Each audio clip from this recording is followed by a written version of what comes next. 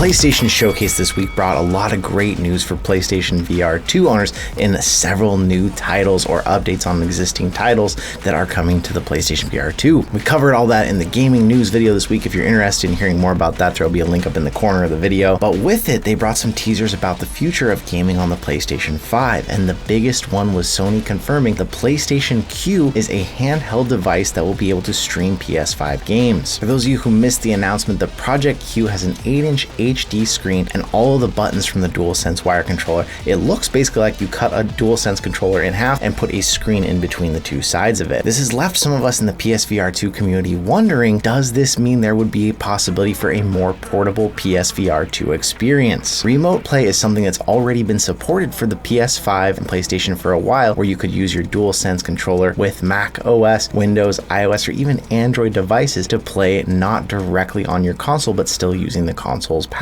Now, Sony has already said this will allow users to stream any non-VR game from a local PlayStation 5 console. With that mention of non-VR game, it makes me wonder, are they thinking about considering or working on anything that could give us that possibility? As we saw with Mike on the VR Oasis channel, a portable PSVR 2 did work when he strapped a PS5 into a backpack and was able to free roam around the space with that on him with a battery. It may seem like a wild idea and a stretch, but I remember back when the Oculus Quest first came out, even suggesting that it might work just like a Rift S, which launched simultaneously through a cable connected to the PC, was a laughable idea to most people in the VR industry. What do you think? Do you think either the Q or another device could allow us that freedom with the PlayStation VR 2 to get closer to wireless? I'd love to hear in the comments. Another announcement that sadly left PSVR 2 owners in the dark was Sony showing off their new PlayStation Earbuds. While confirmed they're going to work with a PS5, PC, and even phones through Bluetooth, there's been nothing said about these with the PSVR 2. We've seen already through Sony's Pulse headset that wireless headphones can work with the PSVR 2, unlike the PSVR 1. They also add a potentially better experience on the PSVR 2 because there's no longer onboard volume control. If you use the Pulse headphones, you actually can control the volume directly on the headphones. This leaves me hopeful with the announcement of these new earbuds that not only would it be more convenient, much less bulky to use earbuds than big over-ear headphones, but the existing earbud holder on the side could potentially briefly hold one of these earbuds if you need to pull one out to talk to somebody. As the Pulse 3D headset uses a wireless adapter already, that plugs into the PS5 to give you the low latency you need for gaming. The earbuds could theoretically be connected the same way or even potentially through the same dongle. What do you think? Do you think wireless earbuds would be superior to those included earbuds, as they don't come with the greatest of audio quality, and of course you still do have a small amount of wire to contend with? Contrary to a lot of the articles that have been coming out saying that PSVR 2 has been failing and has not been selling well, Sony has actually confirmed now that it is outselling what the original PSVR did and has already sold 600,000 units since launch. Sony shared a chart here that you can see of PSVR 2 versus PSVR 1 sell-through in weeks 1 through 6. Keep in mind, these are two very different launches to be considering. PSVR 1 originally launched everywhere. I actually pre-ordered mine through GameStop, where PSVR 2 has only been sold exclusively through Sony sites and only recently actually went into brick and mortar stores in the US. That of course also including becoming available on Amazon very recently. Looking at this chart though, you can see PSVR 1's adoption curve does look like it's steeper and is going to catch up or surpass what the PSVR 2 has done. But with PSVR 2 now being available everywhere, that curve could also change. PSVR 1's original adoption was also mired with a lot of out of stock issues in the beginning. When PSVR first got into stores, it stayed there until people tried it at their friend's house, and then it immediately sold out and it was really hard to find one. So that could also affect how these graphs look. Regardless of how PSVR 2 continues to trend against PSVR 1, it is still a good sign that it sold 600,000 units, especially with a soft launch where it wasn't available in all locations. PSVR 2 does have some running to do if it wants to keep up with the million that PSVR reached in its first 5 months. News on the Meta front has been quieter this last week as we're approaching the Meta Quest Gaming Showcase, where we'll get a reveal hopefully of a lot more new games in the future of Meta headsets. But a report from the Financial Times shows that Meta is actually in talks with the AR headset creator Magic Leap. We've talked about Magic Leap before. I actually got to try them out at CES, the Magic Leap 2, and it's a very compelling headset for an AR headset. It's even been recently approved to be able to be used in surgeries. Meta is working with them to possibly strike a multi-year deal, which would allow them to license intellectual properties and even have manufacturing of AR headsets through Magic Leap in North America. If these two partner up, this could make for a behemoth in the VR AR space in North America and actually help North America have less reliance on goods coming from Asia, as Magic Leaps are produced in the US and in South America. America. We've seen the rise of coaching and learning in VR, from language to fitness, and now include baseball and softball in that. If you haven't caught us talking about Win Reality before, Win Reality is a baseball training simulator that has you use an actual baseball bat to swing and practice your swing with a VR headset on. Now, this obviously sounds like this spells possible disaster for inside of a home if someone's doing this, but it seems to be succeeding if Win Reality is now launching Win Elite, which is a premium subscription service that gives you one-to-one coaching with professional instructors that specialize in young baseball and softball players. Now, although they're pushing that this is cheaper than real-life one-on-one coaching and doesn't require the travel, the subscription price is hefty at $300 for 3 months. Although right now they have a 3-month subscription offer where you can get it for $99 as part of the launch for those 3 months, bringing that down to just $33 a month. What do you think? We already play Pinata, where people cover their eyes and swing a baseball bat around. Why not do it with VR too, right?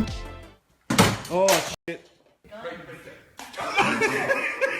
You remember the household game Twister that pits you into very awkward and complicated positions with family or friends? Well, now there's going to be an AR version of this coming out. Whether you're using a smartphone or a tablet that has a camera, you'll be able to see your friends playing through the camera, and there is in-air positions for Twister instead of just on the ground. This causing them to balance in awkward positions and possibly leading to funny situations. This means that the game Twister no longer requires a floor mat at all. You actually use your real body in addition to 8 Twister airbands that can be put on your ankles and wrists, and then you have to obviously match those up to the colors just like the original game. This is launching on August 1st this year, and it can be pre-ordered for just $20 on Amazon. It seems like a reasonable price, but it makes sense because really all it needs is the bands for it to recognize, and the rest of the work would be done through your smartphone. A lot of interesting and new twists coming in the VR space this week. Of course, the Meta Quest Gaming Showcase is a big awaited event that we are looking forward to on June 1st. I'll be live streaming that here on the channel so we can discuss and chat the news and updates as they come out. But what's going on out there that's got you excited this week? Resident Evil 4 announcement really has me looking excited to play the remake on PS5 with new high-definition graphics and playing the whole storyline.